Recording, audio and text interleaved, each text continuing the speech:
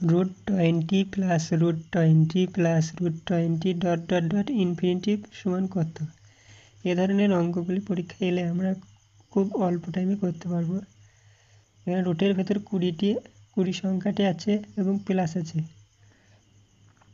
এক্ষেত্রে 20কে এমন দুটি সংখ্যায় ভাঙবো যার গ্যাপ হবে 1। তাহলে 20 গুণিতক হচ্ছে 5 গুণিত 4, যার গ্যাপ হচ্ছে 1। এক্ষেত্রে যোগ আছে, যোগ থাকলে আমরা সবসময় বড় সংখ্যাটিকে উত্তর ধরব।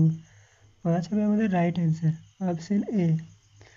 2 নম্বরটাই দেখো, √72 minus √72 minus √72 minus dot dot dot infinity সমান কত?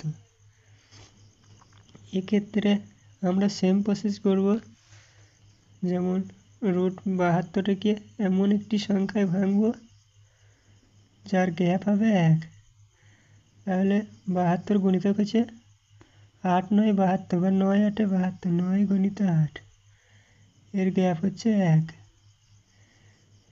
মাইনাস থাকলে আমরা সবসময় ছোটোটাকে অ্যান্সার ধরব।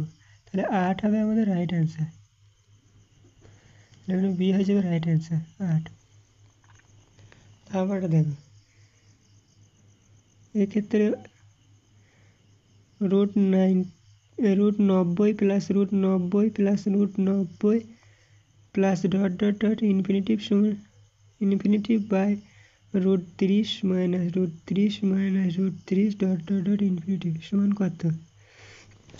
এক্ষেত্রে আগেরটার মতনই করব, 90টাকে এমন দুটি সংখ্যায় ভাঙবো যার গ্যাপ হবে 1। তাহলে 90 গুণিতক হচ্ছে 10 গুণিত 9 সমান 90, যার গ্যাপ হচ্ছে 1। 30 বাই 30, 30টিকে এমন দুটি সংখ্যায় ভাঙবো যার গ্যাপ হবে 1। 6 গুণিত 5, 5 6 30, যার গ্যাপ হচ্ছে 1। তাহলে প্লাসের ক্ষেত্রে আমরা সবসময় বলেছি বড়টির অ্যান্সার হবে। তাহলে এক্ষেত্রে হয়ে যাবে 10 হয়ে যাবে আমাদের রাইট অ্যান্সার, আর নিচেরটা হয়ে যাবে ছোটোটা, মাইনাস আছে 5, 5কে 10 দিয়ে ভাগ করলে হয় 2। অপশন এ হয়ে যাবে আমাদের রাইট অ্যান্সার। অঙ্কগুলি যদি ভালো লেগে থাকে তাহলে এই দুটি অঙ্ক আপনাদের জন্য দেওয়া থাকলে অবশ্যই করবেন। √6 plus √6 plus √6 plus dot dot dot infinity সমান কত? আর একটা √12 মাইনাস √12